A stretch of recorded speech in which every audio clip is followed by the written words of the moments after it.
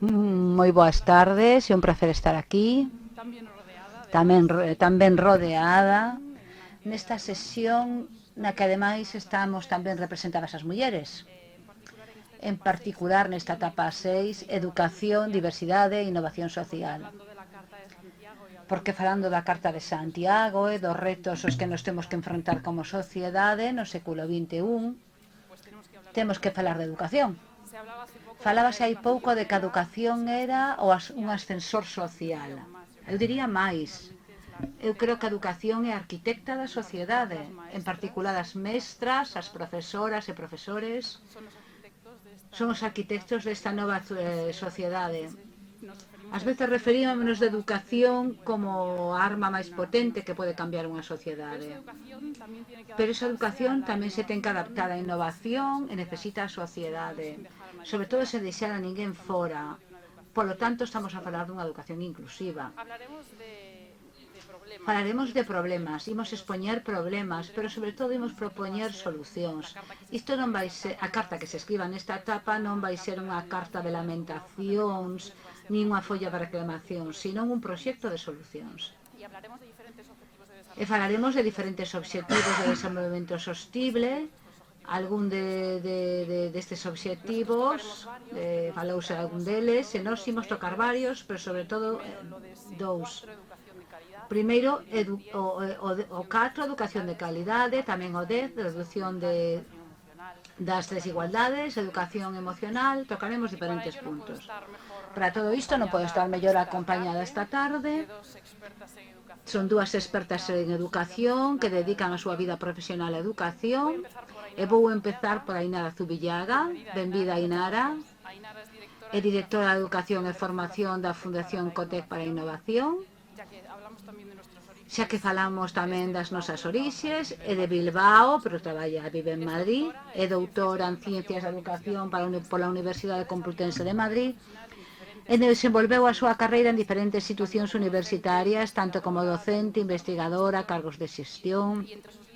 E entre as súas vías de investigación destaca a formación educativa, a do profesorado e a utilización didáctica da tecnoloxía en contornos de aprendizaxe inclusiva. Ten un perfil perfecto para esta mesa. Alicia Tojeiro, benvida. Cando preparábamos esta mesa, Alicia dixo, eu sou simplemente mestra. Eu dicíalle, simplemente mestra. Espero que o diga porque sendo simplemente mestra xa é moitísimo, non porque sexa pouco, senón porque efectivamente as mestras, especialmente as de primaria, son esas persoas que nos axudan a formarnos profesional e persoalmente. E non é só simplemente mestra, é maestra especialista en educación infantil e primaria, con máster en atención temperá, formación relacionada co campo dos traballos por proxectos, inteligencia emocional, algo moi importante, experta en filosofía para nenos, en aprendizaxe constructivista, en disciplina positiva para familias, en educación emocional. Ademais é autora e coautora de varios libros, como No dejar de buscarte, Ortografía con rima en el 2.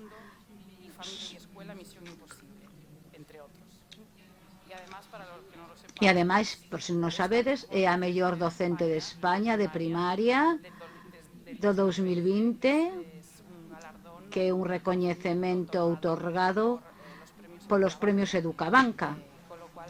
Así que non podo estar mellor rodeada esta tarde, benvida. Eu creo que estamos encantadas de estar aquí.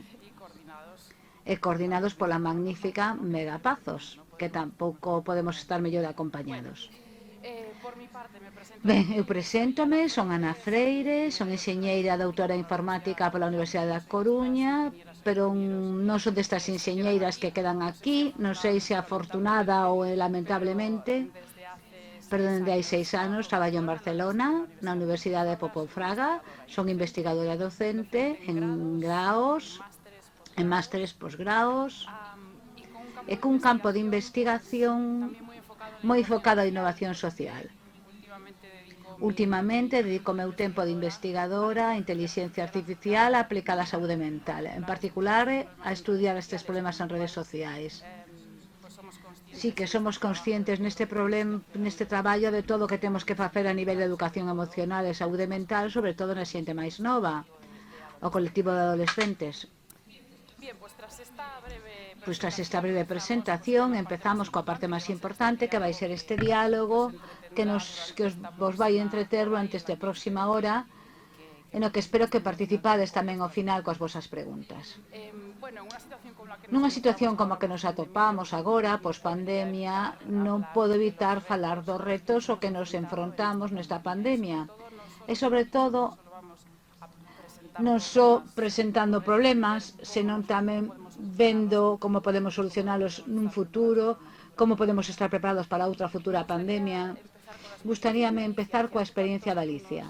Ti cantos alumnos tiveches durante a pandemia? Tiñamos a ratio 25. Coa chegada da pandemia enfrentaxeste non só un reto enorme, que foi dar clases dentro da clase, senón non só 25 alumnos, senón 25 familias, porque iso pasou a ser un dos retos máis grandes. Como se enfronta unha mestra a unha pandemia e, polo tanto, a esas 25 familias? E cales dirías ti que foi o primeiro gran reto?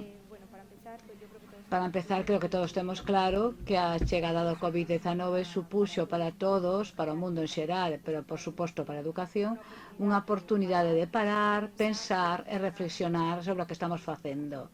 E seguíamos polo bo camiño. Se realmente estábamos preparando os nenos para ese futuro que de repente se converteu en presente. Tivemos que parar, que pensar e decatámonos de que algo que parecía xa evidente na sociedade en xeral, que a tecnoloxía era parte xa da nosa vida, chegou de repente esa evidencia á escola. E incorporar a tecnoloxía converteuse nunha prioridade. Tiñase converter nunha prioridade dentro das aulas. Usar tecnoloxía era máis que aprender un proxector, mandar un vídeo, usar un correo electrónico. Ser tecnolóxico era máis que iso. Chegada a esa necesidade, os docentes tiñamos varios retos. O primeiro era ver que ferramentas podíamos utilizar, e aí falamos dentro do software, o hardware, dende que ordenador podemos utilizar para comunicarnos con o noso alumnado, ata que ferramentas podemos usar para motivalos, para comunicarnos, para enviar o documento, para recibir ou para avaliar. E non só iso, senón que de repente cambiou o escenario. O escenario no que nos movíamos xa non era de ti a ti, na aula, de linguaxe cooperativa, en equipo, podías estar cos teus alumnos a chegarte a eles, senón que era un escenario virtual e totalmente diferente ao que estábamos afeitos. A parte diso, o reto era poder chegar a todos os nenos, porque sabíamos que non todas as familias dispoñen desa tecnoloxía ou dese acceso a internet, e a educación é un dereito constitucional. Todos tiñan ese dereito, todos temos a obriga de facer chegar esa información. Ante ese escenario tan variopinto no que a comunicación coas familias que se sentían desbordadas nun momento determinado converteuse nun momento difícil en o que se exixiu sermos creativos e sair adiante. Ante estes retos, tiñamos dende a propia Consellería, dende a propia Galicia. É certo que había ferramentas funcionando, como o Disgal, onde se facilita aos nenos os seus propios ordenadores persoais. Aí que moitos fogares xa estaban abastecidos desa tecnoloxía, desa base, para poder acceder ao contido e ás aulas virtuais. Pero tamén é certo que iso non pasaba en todos os chanzos. Eu estaba en cuarto de primaria e non tiña ese acceso. Unha das solucións para min pasou ou pasa por ter a posibilidade de formar o profesorado en toda esa tecnoloxía, en todas esas facetas, en todo ese gran mar que temos, no que hai moitas ferramentas, pero que moitas veces non sabemos nin cales usar, nin como manexalas, nin como acompañar o profesorado neste paso. Porque moitas veces queremos innovar, iniciarnos nisto, pero despois dentro das aulas senteste soa ou non sabes como poder seguir. Para min as solucións eran, en primeiro lugar, abastecer os fogares, que todo o mundo puidese ter un suporte co que poder traballar, que existan aulas virtuais onde se poida colgar o contido e poñer o contido en liña ou fora de liña e que eses contidos estean adaptados a moitos alumnos. Neste caso había familias ou fogares con nenos con déficits auditivos ou visuais. Eses contidos teñen que estar preparados para todos. Pareceme super importante isto que dis, ademais de apoio e formación do profesorado. Non é que o profesorado sexa o único responsable da formación das persoas, do alumnado, senón que o propio profesorado debe estar formado. A impresión que me dá é que non recibe aínda todo o apoio que lle compre. Realmente en Galicia hai moita formación, moita oferta para formarse en cursos en tecnoloxía. O problema é que isto depende moitas veces que se fai fora do horario lectivo, depende do profesor. Se queres formarte niso, como hai tanta oferta de todo, podes te formar en moitas cousas, e moitas veces non se prioriza, ou non hai tempo. Aínda moito profesorado en muller, como antes falaban as nosas compañeiras na mesa anterior, e é verdade que tes que programarte para cando me vou poder seguir formando. Eu creo que esa formación debería ser obrigatoria, a ser posible dentro do noso propio horario, para que todos tives esa base, porque é fundamental formarnos en tecnoloxía, saber que ferramentas usar e como utilizalas, e tamén ter ese apoio para cando sintas que non podes, que saibas a quen recorrer. E como dicían as compañeras de antes, que sexa un ámbito non moi afastado, non se trata de que poida vir unha persoa dentro de 15 ou 20 días a botarche un cable, sino que sexa alguén próximo, que poidas ter unha rede próxima ou multidisciplinar para sentir ese apoio. Como vestía Ainara? Tes tamén unha perspectiva global da educación dos programas de educación que se están levando a cabo e os retos que se afrontaron durante a pandemia. Que outras solucións vestí neste eido? O COVID foi unha proba de estrés para os dous principais sistemas do estado de benestar, o sanitario e o educativo.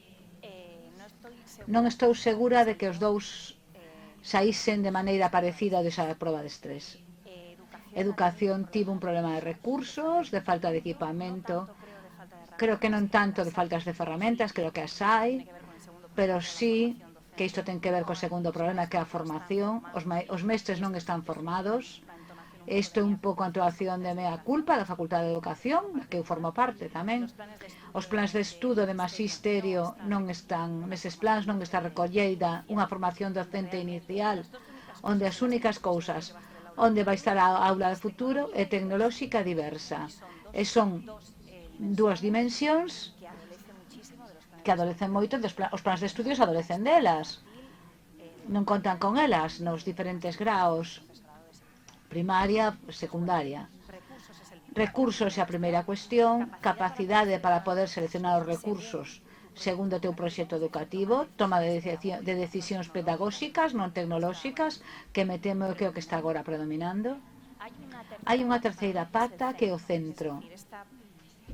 Esta crise someteu saíron mellor aqueles centros que funcionan de maneira colectiva, que teñen un proxecto de centro compartido, que non son simplemente a suma das individualidades da aula, que é unha cousa que ocorre en outros moitos centros. Cando hai un proxecto común, despois do xoque inicial que supuxo o peche de escolas entre 11 e o 13 de marzo para todos, máis ou menos para a Semana Santa, eses centros xa estaban funcionando. E durante o curso COVID, con un altísimo grado de traballo en verán por parte dos equipos directivos, tamén o digo aquí en recoñecemento, pois puderon salir. E aquí o componente do colectivo marcou tamén unha diferenza significativa. E puxo en valor o que supón o traballo colaborativo do docente, que tamén é unha das materias pendentes do profesorado español se atendemos os estudios internacionais. E agora que toca?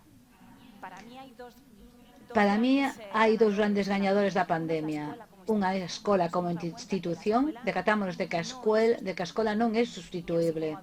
Así como antes houve un discurso tamén empuxado polo desenvolvemento tecnolóxico de que será posible que as tecnoloxías sustituísen unha parte do que ocorría na escola cos profesores, pois non é posible. A escola é un espazo de aprendizaxe, de socialización, de vivencia, de experimentación, de igualdade de oportunidades, e iso non o pode sustituir a pantalla. Que esta foi a segunda gran lección. A tecnoloxía permitiu moitísimas cousas, minimizou significativamente a perda de aprendizaxe, pero tamén vimos ata onde puido chegar e ata onde non vai chegar xunta, nunca, por moito que se desenvolvan os robots, a inteligencia artificial, etc. Necesitamos estar na escola, construir escola, ser escola. E agora toca definir que imos facer coa tecnoloxía e que imos facer cando esteamos todos xuntos.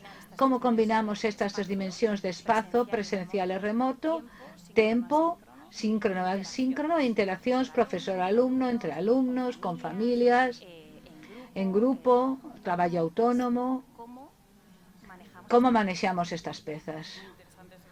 É moi interesante iso que comentas, porque antes, cando viñamos andando, Alicia máis eu falábamos de que ano pasado, dar clases de maneira remota, había un problema moi importante que era o perder ou non detectar eses alumnos que non che seguían porque tiñan máis interacción cunha parte da clase, con aqueles que son máis curiosos, etcétera.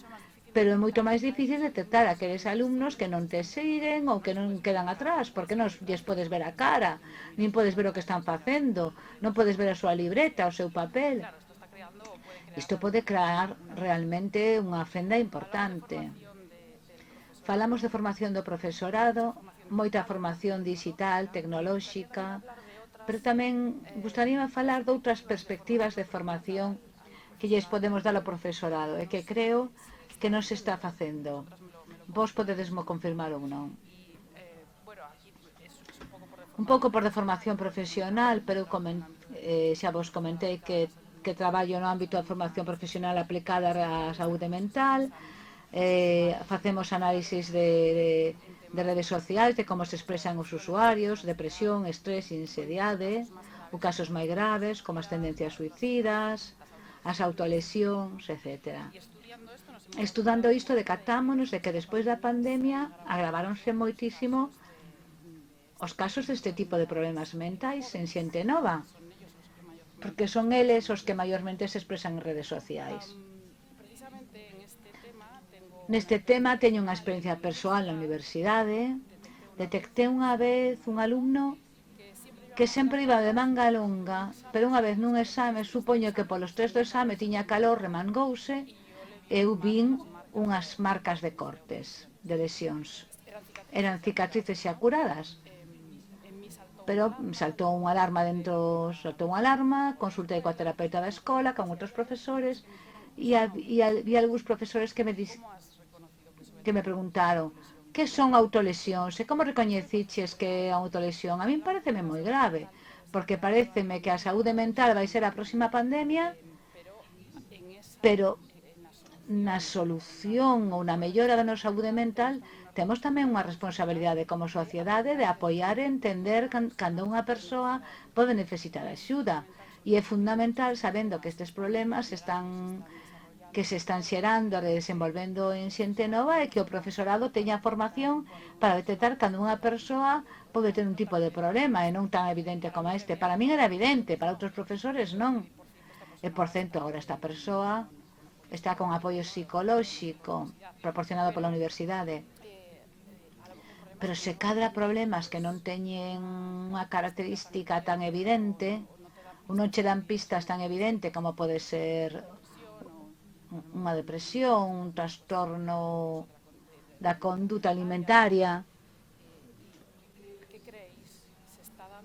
Credes que se está dando realmente este tipo de formación en temas de saúde mental, en temas de educación emocional?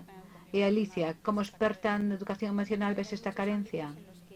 Hai moitos eidos nos que necesitaríamos actuar, porque somos moi complexos e necesitamos formarnos sobre moitas cousas. pero sen dúbida, falando un pouco de que necesita a nosa sociedade da hora, non a do futuro, senón da que se converteu no agora.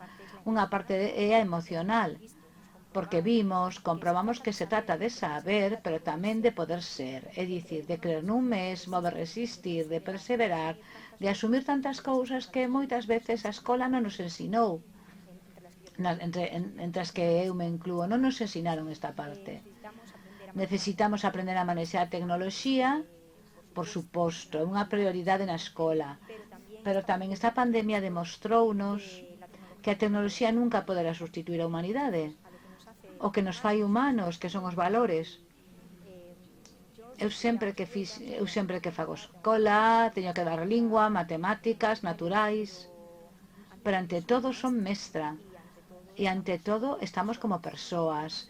Se un alumno chega cun conflito na súa casa, chega ás aulas con ese conflito, si sei que que ten un conflito, non porque me mostra, sino porque moitos nenos non manifestan ou non queren manifestar como están, pero ti a través da comunicación e da observación, porque ti tes que ter de todos os sentidos, tes que ter emoción e sentimento, a partir diso ti escoitas e podes detectar.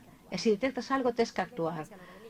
Da igual que sexa a hora de lingua, podes utilizar iso para a de lingua, para aprender a ser, a convivir cada vez máis, para acabar co acoso, con estes problemas que mencionaches de saúde. Fai moitísima falta na sociedade a tecnoloxía, pero tamén esta parte, este rol humano de acompañar os nenos, de que crean neles, de que poidan arriscar.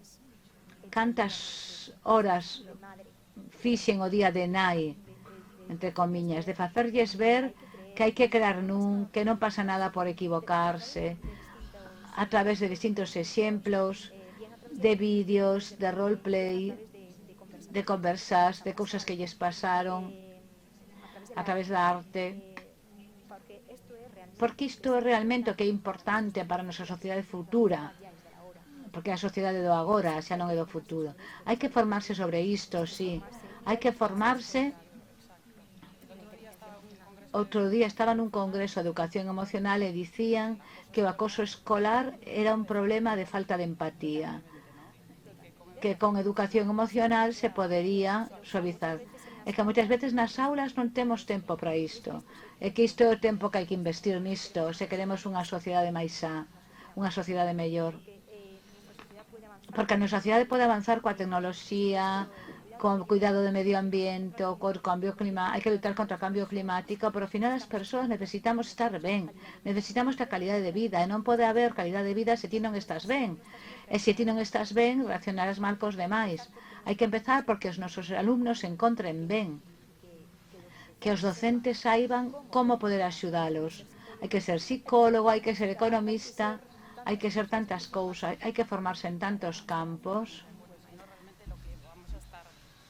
O que imos estar creando, senón, tamén é unha educación que non faga caso destas desigualdades sociais que se poden crear. Inicialmente, cando falamos de desigualdades en educación, o primeiro que se nos ven á cabeza, ás veces, é esta falta de conectividade, que en zonas máis rurais non pode seguir unha clase online, ou do acceso a certos dispositivos.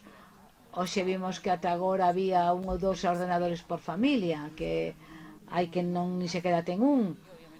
E obviamente iso fai prácticamente imposible seguir algo. Pero este é o labor máis importante que existe en canto a educación e desigualdade social, ou que outras fendas poderías identificar ti?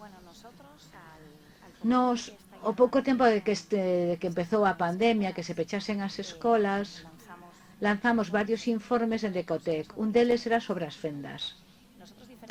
Nos diferenciábamos, non é unha diferenciación nosa, xa viña esta de Fernández Enguina, un especialista en educación que diferenciaba entre tres fendas: a de acceso, de uso e escolar.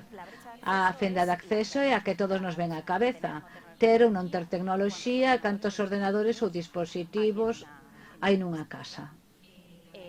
A brecha de uso, a fenda de uso, ten que ver coa calidade na autorización desas tecnoloxías. Tamén incluía o número de horas. Ese análise fixémolo con datos do informe PISA de 2018. Isto é previo á situación de pandemia. Nestas dúas primeiras fendas al acceso e uso había unha variable que influía claramente, que era a socioeconomía. A menor nivel educativo, maior falta de recursos tecnolóxicos, pero en uso, en cambio, maior número de horas conectado a pantallas. Aquelas familias menos desfavorecidas teñen menos capacidade para ofrecer alternativas de ocio saudable aos seus fillos. E a terceira fenda, que era que Anguita sempre di que era evitable, que é a escolar, que ten que ver con como os centros educativos teñen recursos e o profesorado está formado para afrontar un escenario de digitalización do proceso educativo. Non necesariamente online na súa totalidade, pero onde a tecnoloxía está integrada. E aquí vimos que por riba da variable socioeconómica estaba a variable da titularidade. É dicir, a rede pública partía nunha situación de desvantaxa fronte aos colexios concertados e privados para poder afrontar tanto en formación como en recursos todos os retos aos que se enfrontaba unha educación digital. Son tres fendas, eu creo que a que se está poñendo foco dentro da política pública é na de acceso. Agora mesmo hai un reparto de dispositivos que parece que caen do ceo, os fondos europeos se están indo cara aí, e a mí o que me preocupa non é só que se pense que con iso se amaña o problema, isto é o que me preocupa, porque non se amañou o problema, é porque ademais é unha cara do problema, pero non é a fundamental. O uso pedagóxico e volva a formación docente, e tamén as habilidades, as competencias digitais da poboación. Outro estudo que lanzamos a finais deste ano sobre habilidades digitais da poboación e cales eran as variables que máis influían para ter máis ou menos habilidades digitais. A educación era o factor determinante, a maior nivel educativo, maior nivel de habilidades digitais. E digo que no ranking que se fixo, nun informe que tiñamos co Instituto Valenciano de Estudos Económicos, Galicia, xa que estamos en Galicia, era a última do ranking en poboación con niveis máis baixos de competencias digitais. Eu aquí quería facer unha puntualización sobre o que está dicindo Inara. Eu quero dicir que tamén hai que formar as familias nese bo uso dos ordenadores, porque efectivamente dotámoslo as de ordenadores, teñen ordenadores, pero moitas veces as propias familias non son conscientes de en que se están investindo as horas. E, sobre todo, falamos de desigualdades sociais. Hai familias con boa formación que teñen esa capacidade de decir non, usas o ordenador para que o usas 2 horas, eu controlote, e outras que porque teñen que ir traballar, porque teñen un horario raro, as horas quedan sós na casa, consumen durante máis horas e fan un mal consumo desa tecnoloxía. Tamén falábamos de que logo de dotar os centros destas ferramentas, moitas veces non é problema de dotación, é problema ás veces de querer e ás veces de acompañar. Por exemplo, tes unha ferramenta, vala a usar, estás disposta, tes toda a boa vontade do mundo, de repente non vai. Empezaches o proxecto, estás motivadísimas, usando o teu encerado, de repente non vai. Como profe senteste perdida, e moitas veces iso que fai que non haxa máis innovación ou máis uso da tecnoloxía dentro das aulas por medo ao fracaso, a ver se non me vai dar tempo, se me vai fallar, se os pais van ver que non sei. É importante, tamén falo por min e polo que eu vexo, é importante este acompañamento, non só esta formación que ti vaste formar en inteligencia emocional ou en TICS, recibes esa formación, senón que o mellor esa formación Logo de que che a dan e que pasa un tempo ata que vas a aplicar, e cando vas a aplicar volves estar soa. Quizáis non é un problema tanto só de que non haxa cursos ou de que non haxa dotación, porque hai, e hai moito investimento, polo menos en Galicia eu digo que hai moito, e que se fixo moito en pospandemia, e durante a pandemia para que estes recursos chegasen a todos. Creo que aquí en xeral se está investindo ben. Outra cousa é que moitas veces falta ese momento de apoio, ese acompañamento, de saber como é agora que enchamo, e como que dicían as nosas compañeras de antes na metáfora do bosque, que puña dela as dúas compañeras da mesa anterior, esa metáfora de que todos nos necesitamos, e eu creo que se o docente é importante para botar a andar iso, o informático tamén, os distintos, ese equipo multidisciplinar é fundamental para que poidamos chegar ao éxito que é o que estamos buscando, que a educación funcione. Dotar os centros educativos de perfis distintos, iso sería maravilloso, para que nós non teñamos que ser expertos en todos. Se estou facendo un proxecto de algo, necesito un informático nese momento, ou informática, poder contactar con ela, un fotógrafo, unha fotógrafa, o perfil que necesite, poda saber a quen teño que recurrer para que me axude. Hai falta de orientadores en primaria, secundaria, en nivel universitario. Como vedes isto? Sí, claro que hai falta de orientadores. E cada vez máis unha necesidade de que sexa unha figura moito máis presente e máis integrada na dinámica dos centros e no día a día dos alumnos. Por exemplo, agora que a formación profesional está crecendo e hai un discurso moi potente sobre a panca que pode ser a FP como ferramenta de progreso, de digitalización de país, etc., os orientadores teñen moito que ver niso, nesa orientación cara a formación profesional. E agora o rol de orientador, isto calquera orientador seguro que o explica mellor que a min. Non é un orientador como vivíamos o mellor, non? Se tivemos esa experiencia na escola, que era, a ver, ciencias ou letras, que queres estudar? Non, ahora unha orientación vocacional, de proxecto de vida. Ti xa non preguntas a un rapaz que queres estudar. A cuestión é que queres facer na vida. Vamos ver que itinerarios hai entón. Evidentemente a universidade é pero non é o único, ni moito menos. As opcións son enormes. É máis unha idea de proxecto vital. No Reino Unido, por exemplo, ten un proxecto moi interesante de formulacións de orientación integrados no centro que son un precedente ao que podemos mirar. Tamén falamos de educación destinada a xente nova, primaria, secundaria, universidade, pero vou vos presentar uns resultados que publicou a Comisión Europea no Índice de Economía e Sociedade Digital do 2020, onde se realiza o rendemento digital de Europa facendo un seguimento dos avances dos Estados membros na súa competitividade digital. Estuda 5 grandes bloques: a conectividade, competencias digitais, uso de Internet polas persoas, integración das tecnoloxías digitais por parte das empresas e servizos públicos digitais. España ocupa o posto número 11 entre os 28 Estados membros da Unión. Creo que tamén estaba Reino Unido, número 11 de 28. Ben, podíamonos case felicitar, non está mal. Ademais, ocupa o segundo posto da Unión Europea en materia de servizos públicos digitais. Isto é algo moi bo. Grandes felicitacións, pero contrasta moito con esta outra cifra. España está por debaixo da media da Unión Europea nos indicadores de capital humano. Isto que significa? Que case a metade da población española, case a metade, carece aínda de competencias digitais básicas. Non estamos falando de que saiban o que é a inteligencia artificial, senón de que saiban facer a declaración da renda online ou enviar un email. O 8% nunca utilizou Internet.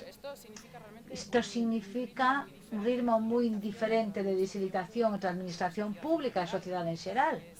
porque se digitalizamos moitísimo a administración pública, pero despois máis do 50% ou 50% non pode utilizar este servizo, estamos creando unha fenda enorme. Un problema pode ser a participación cidadá. Hoxe en día hai moitas aplicacións onde se toman decisións a nivel da cidadanía, voto diferentes iniciativas. Moitas destas iniciativas levanse a cabo a través dunha página web. Se prácticamente o 50% da poboación non pode utilizar estas aplicacións, xa podemos imaginar que só aqueles colectivos máis avanzados e máis formados digitalmente serán os que tomen decisións.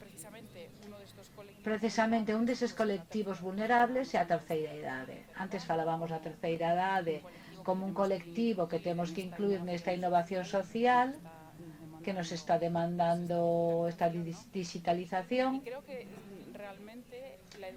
E creo que realmente a educación ten un gran potencial para axudar a terceira idade, e non só a terceira idade, tamén outros colectivos que non están tan formados. Por exemplo, en Estonia é o país máis digitalizado de Europa, inda que hai uns anos prácticamente ninguén oía falar de Estonia, pois lévanos moitísimos anos de vantaxe. Os cidadáns de Estonia utilizan máis de 300 servizos digitais para dar de alta unha empresa, para receitas electrónicas que aquí temos, para centros de saúde, temas xurídicos, etc. Máis de 300 servicios digitais. A mediados dos 90, xa daquela, que aquí ainda estábamos coa máquina de escribir en vez do ordenador, Estonia introduciu o problema Tiger Lead, que se centrou en brindar en acceso á tecnoloxía e conectividade de banda ancha a todas as escolas. En o 2001, todos os a xente nova tiñan acceso nas súas escolas a internet. Houve un esforzo inmenso. É un país pequeno, pero houve un esforzo tremendo en educación. A educación foi a base de que Estonia se convertese no país máis digitalizado de Europa. E en particular formación ou educación a formadores, a profesores, a docentes e a terceira idade. Por que? Porque son os colectivos que uns non poden quedar excluídos e outros estánse formando para formar outras persoas. Daquela quero vos preguntar como vedes vos o papel da educación como ferramenta transformadora e inclusiva para colectivos como, por exemplo, a terceira idade. Coñecedes algún proxecto neste ámbito ou que podemos facer? Que podemos achegar dende a educación? Eu penso que, por exemplo, é complicado, pero unha das actividades que se poden facer dende as escolas e que se pode levar facilmente adiante sería utilizar a metodoloxía na que o alumnado presta un servizo á comunidade, por exemplo, a terceira idade. Como estas novas xeracións que estamos creando, que poidan saber ou que manexen a tecnoloxía, poden formar a outras persoas máis bellas, fomentando as relacións interxeracionais con proxectos deste estilo. Por exemplo, dende esta área dende a que máis pese dá, porque si que coñezo algún caso non aplicado exactamente a tecnoloxía, pero si de fomento, casos de fomento de relacións interxeracionais entre alumnos de ESO ou de bacharelato que acoden ao centro a formar aos avós para ensinarles xogos, etc. Sempre hai un feedback, non é unidireccional, senón bidireccional. Podería ser unha estrategia a utilizar, unha aprendizaxe deste tipo. Sí, hai varias experiencias de aprendizaxe e servizo vincelladas coa terceira idade. Eu lía unha nesta semana en Cataluña de a xente maior, vai a un instituto, estaba focalizado en rapaces en risco de abandonar o sistema de terceiro ou cuarto da ESO, e traballaban conxuntamente, os maiores transmitíanlles os seus coñecementos sobre o barrio e as tradicións, a historia, a evolución que coñece o barrio, e eles axudábanlles na parte da alfabetización digital. Nos en Cotec hai un par de anos, a través do programa de Innovación Aberta, un dos proxectos que foron seleccionados foi en Ourense. Era un taller interxeracional, xuntábanse rapaces e xente maior en laboratorios de cocreación, e aí xerábanse solucións con impresoras 3D, con drons, con realidade virtual. Foi un espazo de encontro. Ao final, este tipo de iniciativas, creo que o potencial que teñen é que a xente maior non só recibe, senón que tamén achega. Para min este é o valor diferencial destas propostas. Non só simplemente receptores, tendesnos que ensinar como é a tecnoloxía, senón que hai unha parte da nosa vivencia, da nosa vida, da nosa experiencia que tamén podemos transmitirvos a vos. Aí é onde realmente esa relación interxeracional fortalézase. Bueno, espero que isto teña repercusións tamén en termos de relacións interxeracional, que se pode trasladar a outras relacións da realidade. Quero contar un exemplo persoal, que é un proxecto precisamente en cuarto, antes de que nos pillase a pandemia. Este proxecto titulábase Ti si que vales. Emulando o programa de televisión, alumnos enviaban unha carta ao centro que temos en Oleiros, ao centro de xeriatros, enviaban unha carta aos abuelos, aos avós, de maneira periódica, invitándoos coa colaboración da terapeuta dali do centro. Pudimos recoller datos, sorprendelos de maneira periódica, enviándoos unha carta e convidándoos a participar nun teatro. Nos íamolo sorprendendo e logo acudíamos ao centro unha das ocasións para compartir determinadas actividades. Un avó tocaba a guitarra e os nenos aprendían canción para cantala xusto. Ás veces bailábamos xuntos e eles dando a cadeira de rodas. Era unha maneira de xerar moi boas emocións, moi boa sincronía, e ensinar valores. Isto dende a área de lingua. Normalmente isto préstase dende a área de valores, que existe na educación primaria. Temos unha materia que é valores, e tamén existe esta mesma materia na ESO. Creo que iso dalle pé aos profesores para facer este tipo de actividades. Pero iso é super importante, porque así a terceira edade séntese moi útil, porque ve que ten moito que transmitir. Eles ensinaban a bailar, cancións da súa época, algunhas poesías que recitaban, outras recordo que era un pase de modelos, nutríanse entre ambos, contabanlles o que cosía, como cosía. Este tipo de programas, vexo que ti comentabas que as persoas maiores asistían ao instituto, por exemplo. Hai o mesmo acceso a persoas que viven en cidades ou en localidades pequenas, teñen este tipo de centros ou iniciativas, ou posas que non?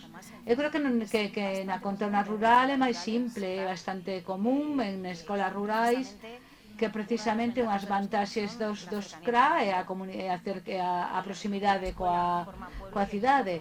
A escola forma a vila e a vila forma a escola. Entran e saen da escola con moitísima máis cotidianeidade que seguramente as escolas urbanas.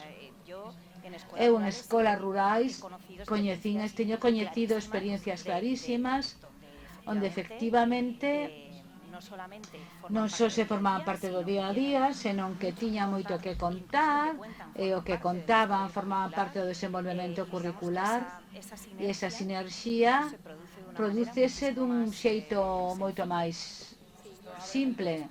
Isto abre un fío de esperanza ás escolas unitarias, que hai moitas escolas unitarias que están un pouco dispersas, case o ideal para a educación dende o meu punto de vista, porque aí mestúranse moitas edades.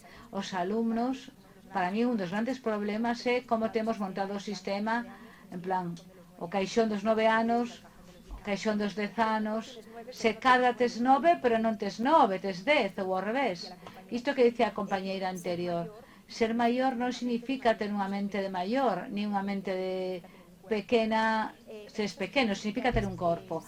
Nestas escolas comunitarias creas esa comunidade dun docente coa nai, co pai, coa avoa, co primo, co maior que aprende de pequeno, o maior que alimenta o pequeno, que o axuda. É algo multinivel que están xuntos. Teño coñecido escolas que son 6 alumnos de 6 a 12, toda a primaria metida. O número de alumnos adoita ser menor, é máis manexable.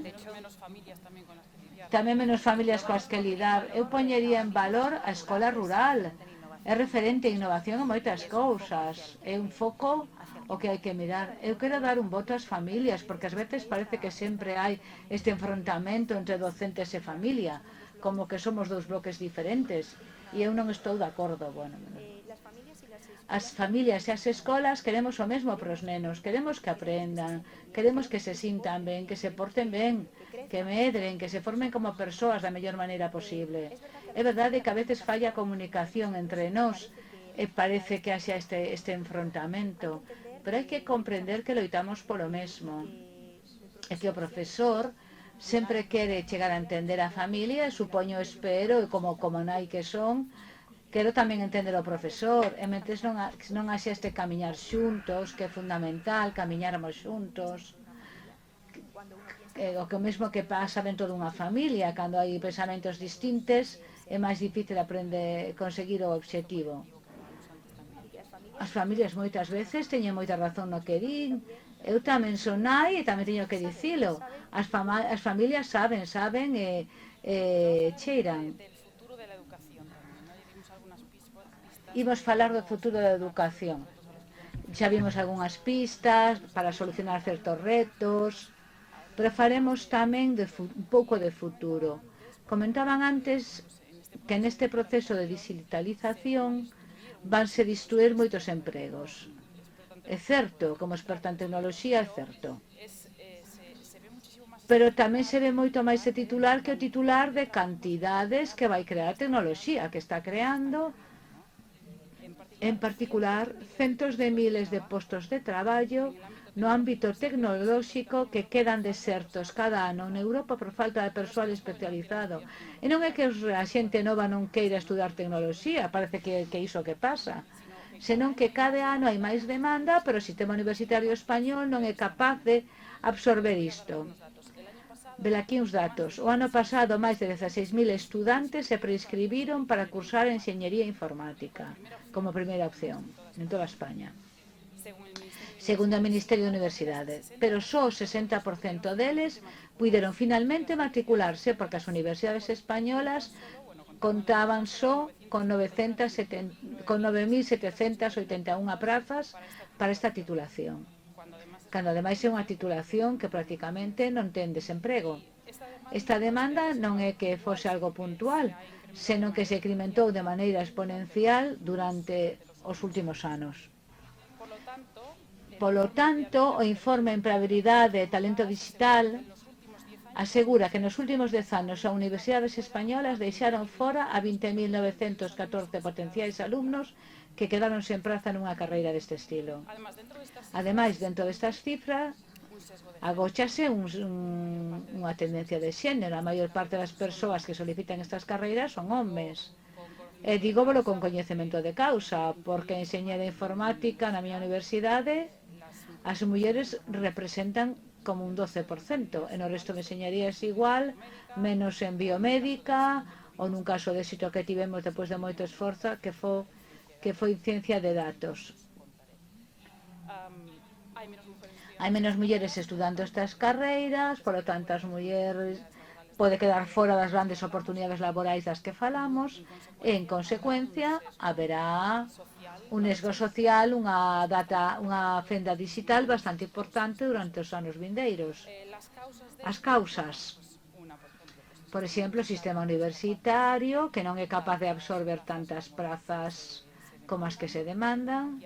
Habería que repensar un pouco que estamos creando profesionais en sectores onde o desemprego moi alto e non somos capaces de dar formación a estudantes que queren chegar a poder cursar chegar a estes postos de traballo que se van crear.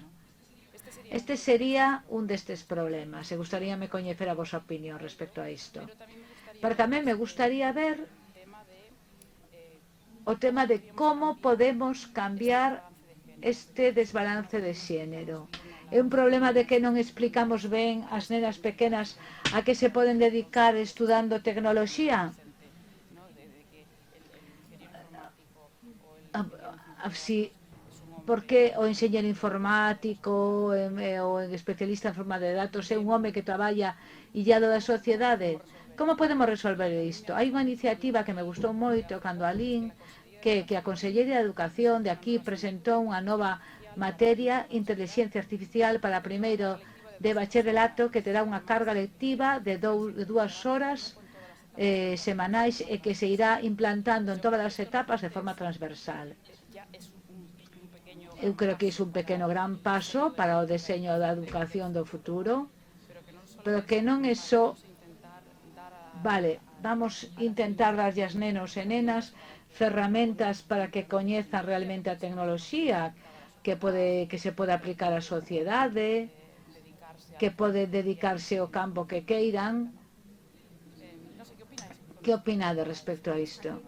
Aquí a pregunta é moi amplia. Empecemos co tema deixo yo Inara no sistema universitario. Por que non absorbe tanta demanda?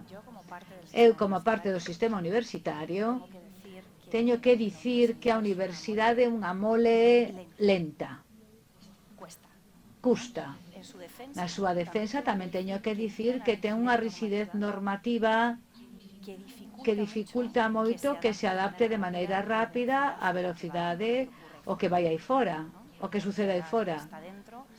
Calquera que está dentro sabe que sacar unha nova titulación é un inferno e optase pola vía do título propio, porque se imos a graus oficiais, entón xa caeche toda a maquinaria de todas as institucións que van detrás, verificacións, etc. Mellor nin entramos niso. E o que tarda todo.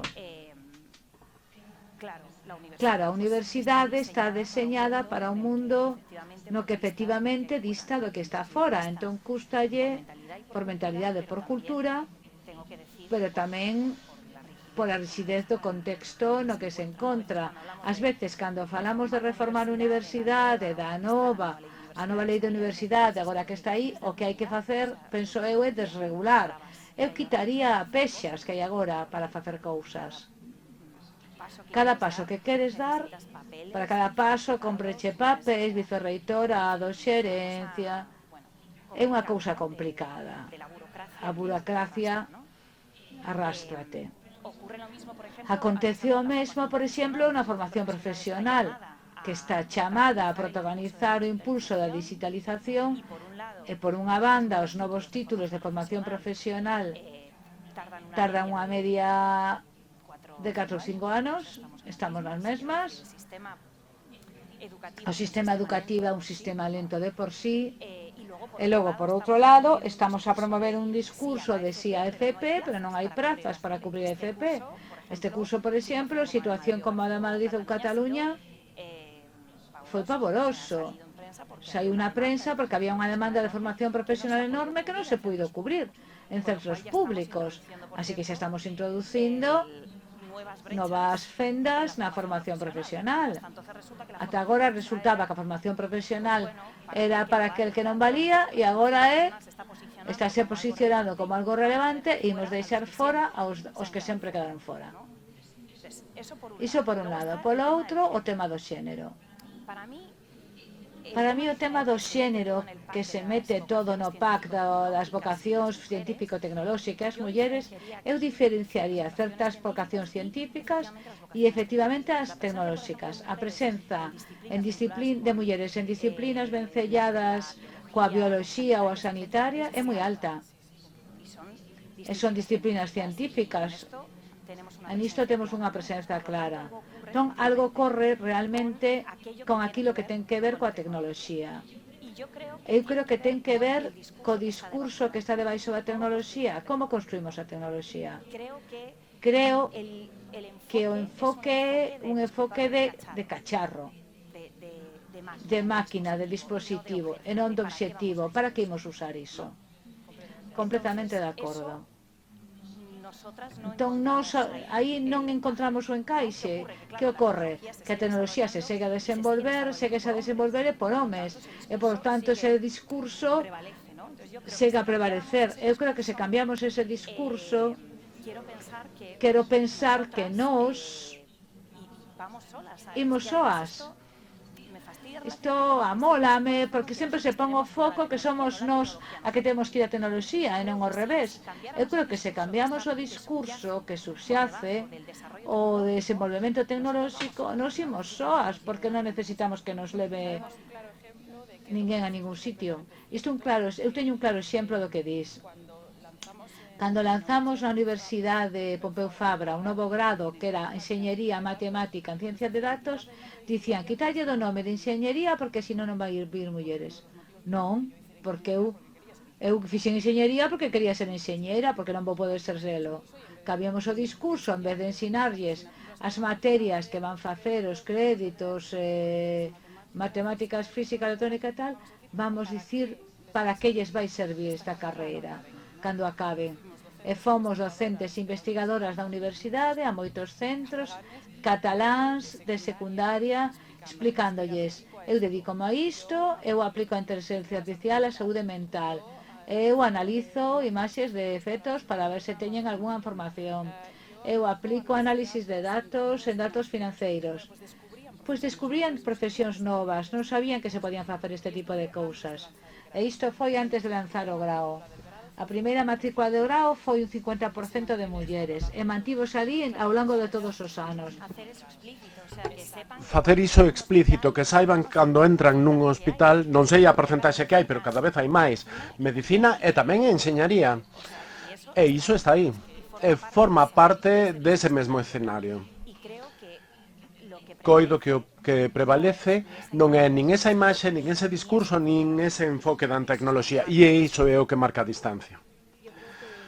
Eu creo que a educación que precisamos, a escola que necesitamos, a escola que será do futuro será unha escola aberta, e iso vai non lo permitir a tecnoloxía, porque xa non fai falta saber algo como profesor, senón que te conectas con alguén que está cruzando o charco alá, máis alado, e pode dar unha clase contigo de maneira simultánea.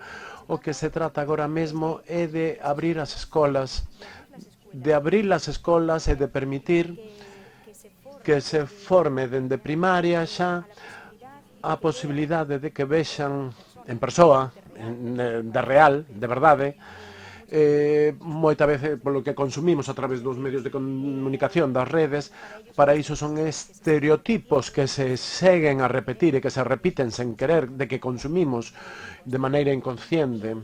Eses prexuizos, é moi importante abrir as escolas, darlle cabida, achegámonos e mostrámoslles. Son escolas que permiten e deixan ver, pero desde xa, dende abaixo. Antes se dixo, xa se empeza a notar en primaria. Nas primeiras idades, a min isto xa non se me dá ben. Como? Se tes 9 anos, como se che vai dar ben? Seguro que daráseche ben, pero terás que intentalo e probalo. Como non teñen modelos e referentes, e os modelos que se ofertan sempre son os mesmos, por iso é moi importante que a escola sexa aberta, que se permita entrar ou que se permita sair a ver as científicas, aos técnicos, que se lles explique para qué. Eso é moi importante, non só xa arriba. Non só na función de orientación como orientador te vai orientando a que te queres dedicar, senón dende abaixo, dende que están medrando. Completamente de acordo, xa só para rematar, que xa vexo que nos toca o turno de a quenda de preguntas. Vedes a educación personalizada como a clave, quizáis, da educación do futuro? Por exemplo, Ainara? A educación personalizada é a manifestación da digitalización na aula. A digitalización ten dúas ramas. A nivel de aula e de centros de educación especializada. A capacidade que ten para adaptar e facer un traxe a medida de cada un. E iso a tecnoloxía facilita moitísimo. Para min hai outra parte da digitalización que eu sempre apoño na mesa, que é a digitalización do sistema en sí e o impacto que ten isto no deseño de políticas públicas. Disto ninguén fala e non están. Nos fondos europeos non está. Vaise digitalizar todo menos o sistema educativo. Mira que non estamos xerando datos neste momento no sistema educativo que se poderían recoller, analizar trayectorias educativas. Está contemplado na nova lei educativa. Hai moitísima información que poderíamos recoller para avaliar programas, políticas públicas, trayectorias de alumnos, enfoques que funcionan mellor ou peor e orientar ou reorientar tanto os orzamentos, os cartos,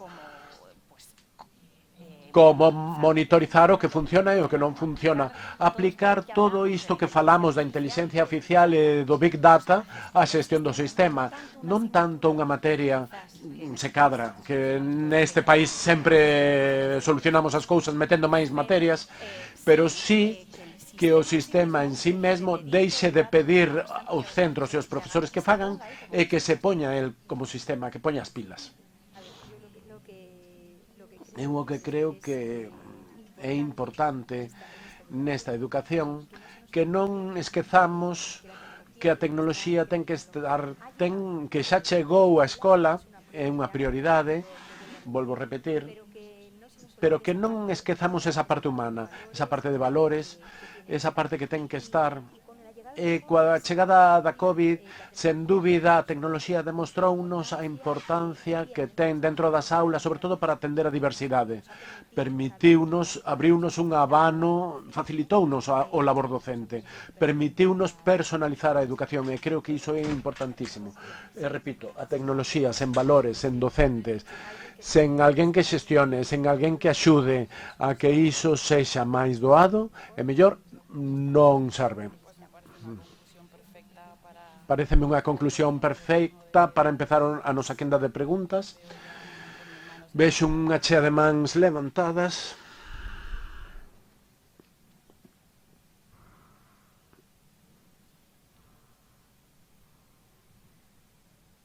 Moitas grazas.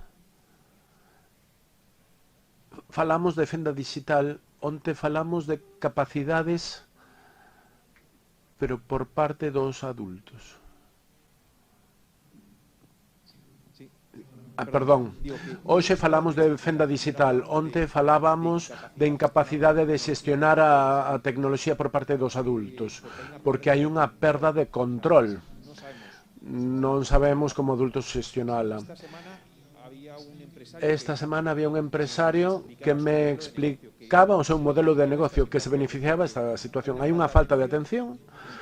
Daquela, esa falta de atención impide de facer desenvolvementos cognitivos. Eles desenvolveron un bot para facer preguntas, a preguntas sinxelas, respostas sinxelas. Esa é a realidade que temos. Eu vexo nos meus fillos que non son capaces de xestionar toda esta tecnoloxía. Preocúpame moito máis a situación de incapacidade de xestionar a tecnoloxía, ese paso que dende das escolas están dando. Creo que os está facendo, que lles está facendo dano. Non se trata de educar os pais. Os pais tampouco saben xestionar a tecnoloxía. Están con aparellos todo o día abertos a mundos que non coñecen. Cada vez máis, agora hai libros digitais. Por outro lado, vexo que tamén hai outras formas de educación que rompen con este modelo tecnolóxico. Non sei. Eu, como pai, sí que me preocupa toda esta situación. Sí, isto é un pouco o debate que casi comentábamos antes. Antes da pandemia, moitas familias, ou hai un pensamento aí, de que meter a tecnoloxía nas aulas son moi pequenos, son moi cativos, non deben estar tanto tempo co ordenador, conectados. Isto realmente é unha realidade, é unha necesidade. Non deben estar tanto tempo conectados, pero sí que fai falta introducir a tecnoloxía. Outra cousa é que esa ferramenta ou ese recurso, que é un recurso, a tecnoloxía, non deixa de ser un recurso. Non substitúe o docente.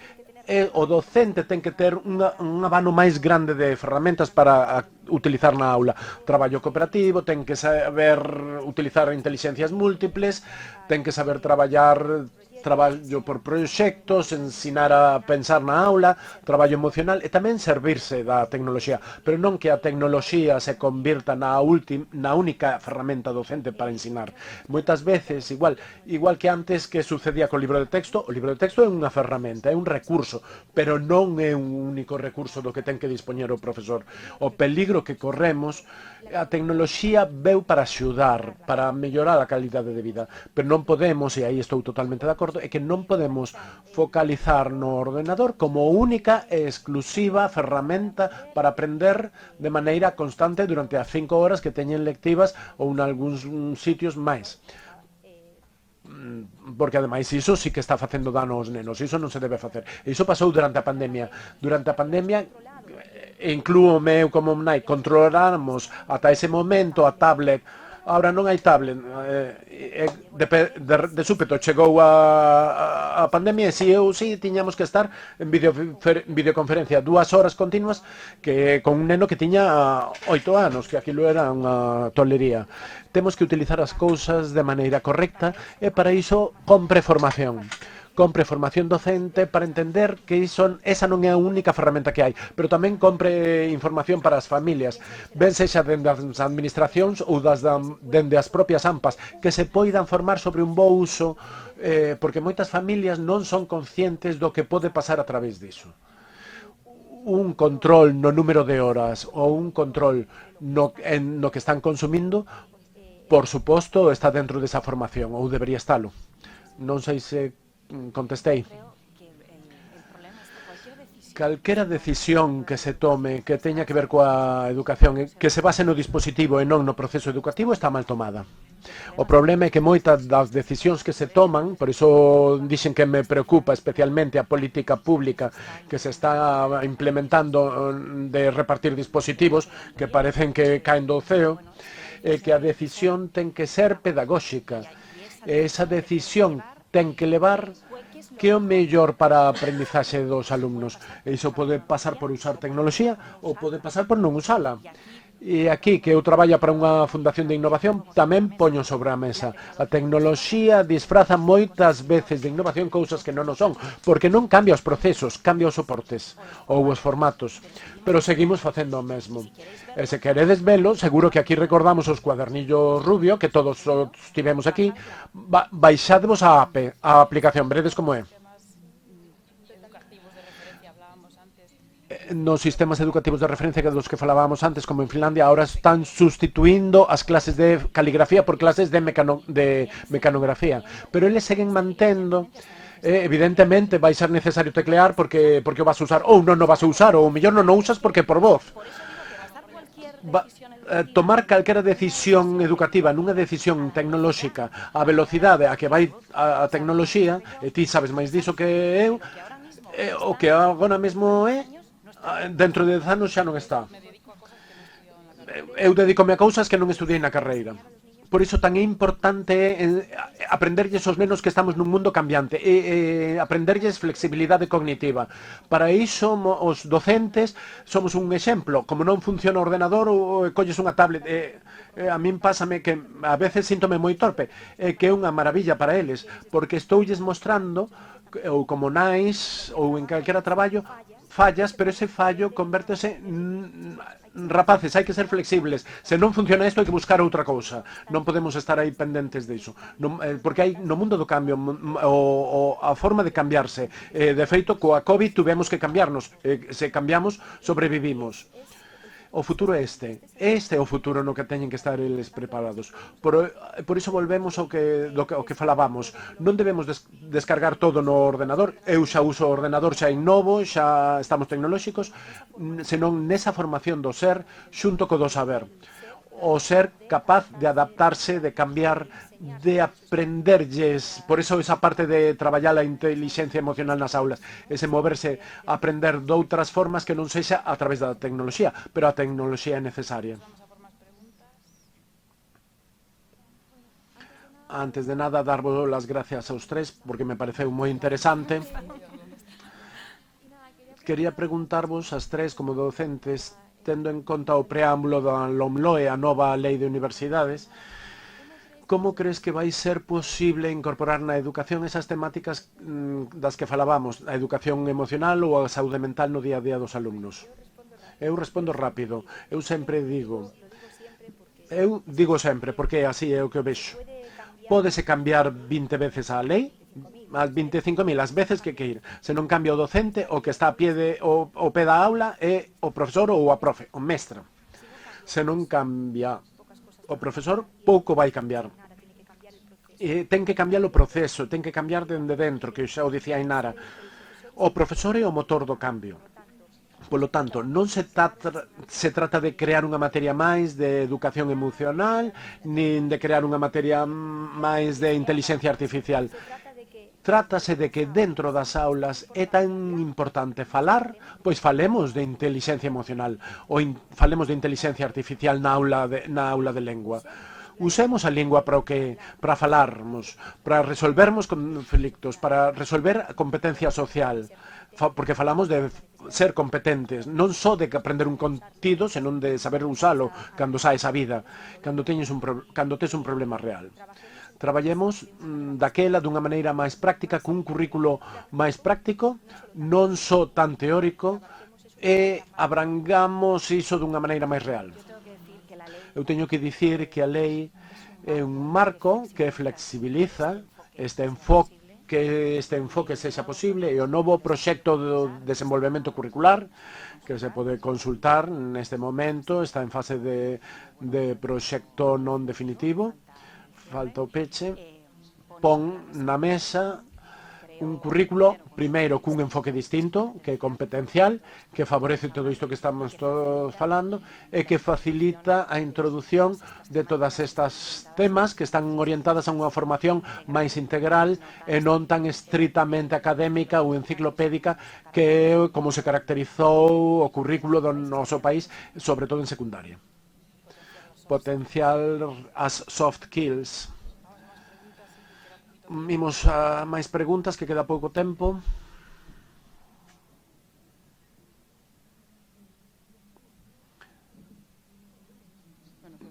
Moi rápido, moi rápido. Espera polo micro.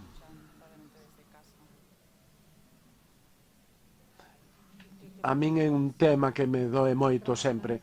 Eu que traballo nun ambiente internacional, os españois estamos tan ben formados como calquera, pero contamos as cousas moito peor que os demais. E iso fai que os investigadores compitan cos fondos europeos. Este ano, dicíame un amigo investigador, porque co Brexit os británicos xa non compiten, porque eles contan moi ben. E no meu traballo pasa o mesmo. Os españois contamos as cousas moi mal. E isto para un proxecto de vida. Que podemos facer para que poidamos saber contar mellor as cousas? Porque contar é ordenar os datos, ordenar o razoamento, preparar un discurso, elaborar unha historia que sexa atractiva. E niso vai na vida como persoas ao longo do noso percorrido vital.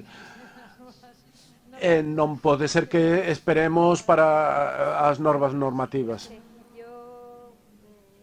Eu penso que nas escolas, ata este momento, prohibiusenos falar. Séguese a prohibir falar. Non se pode falar co compañeiro que tes ao lado. Se prohibimos falar, como imos aprender a falar? Danos o medo o ruido, moléstanos o murmurio. Agora estamos falando, estamos nos comunicando. É preciso crear aulas onde haxa debates, argumentacións, reflexións, onde eles se atrevan a subir, a expoñer, poñelos ante todo este movimento, dende o berce, dende xa.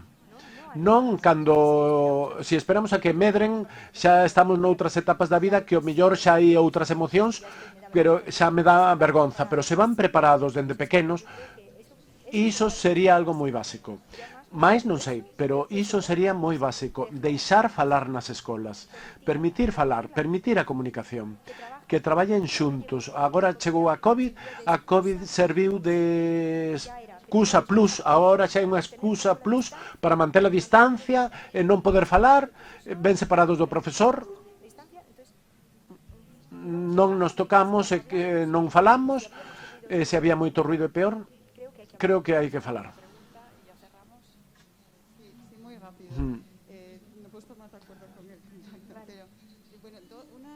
uns comentarios sobre os referentes. O importante que ter mulleres sin referentes. Ana é moi humilde, pero é que ela visibiliza, está na iniciativa Visibiliza, pareceme importantísimo. Dende aí donde empeza o cambio. Pero agora vou a pregunta, e é sobre os modelos educativos. Creo que sei a resposta, pero vou dicir primeiro o que eu creo que é a resposta. Hai todo este movimento de homeschooling, de educar na casa. E isto, pois, é baseado estas persoas teñen boas notas nos exames X, pero non sei se están valorando outros componentes. Así como peche, gustaríame que como o vedes? Ben, mal? Porque é un movimento que se escoita moito últimamente. Como o vedes? Eu creo que a escola traballa nun desenvolvemento integral. Non digo que non poidan aprender os nenos fora da escola. Podes aprender en todos os sitios, a todas horas, coa tecnoloxía. A veces explica a división a alguén que non son eu. Pero é certo que a escola traballa nun desenvolvemento integral e para ese desenvolvemento integral fai falta vivir na comunidade. Ese berro que lle pegou déixame un folio e non cho deixo. Eso construe a aprendizaxe. Eso é un momento de medrar como persoa, se o docente o aproveita. Polo tanto, pode ser que nunha casa sexan 2, 3 alumnos, 2 ou 3 fillos, pero esos contornos sociais son moi necesarios para ese desenvolvemento integral que non só se trata de saber, trátase de moito máis. Esa é a miña opinión. Eu pecho como a gran ganadora da pandemia é a escola, é construir a escola. Na escola non só é escenario de aprendizaxe académico, é escenario de moitas cousas, ata de enfadarte e resolver os conflictos, de compartir, de pegarte, do que sexa, pero todo é un escenario da sociedade en xeral. E os nenos precisan ver outras cousas máis alá do que pasa nas súas casas, coas súas familias. E despois xa poñer o componente de equidade. O modelo de homeschooling só é viable para determinados tipos de familias, familias con determinados niveles educativos e con estruturas familiares que lles permiten ou non traballar os dous, pero dende un punto de vista da equidade non é un modelo contemplable. Non se pode trazar como un modelo que sexa susceptible de ser adoptado de forma xeral. Evidentemente, en España viven unha situación que non teñe un marco legal moi claro, tamén o digo, non é como noutros países en Estados Unidos, pero eu sempre farei unha defensa da escola. Bueno, pois se vos parece, deixámolo aquí. Grazas, compañeiras.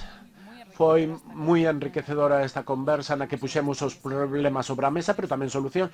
E grazas sobre todo á organización por permitirnos esta comunicación que tivemos hoxe aquí, por estas preguntas tan enriquecedoras, e sigamos compartindo este foro mañá.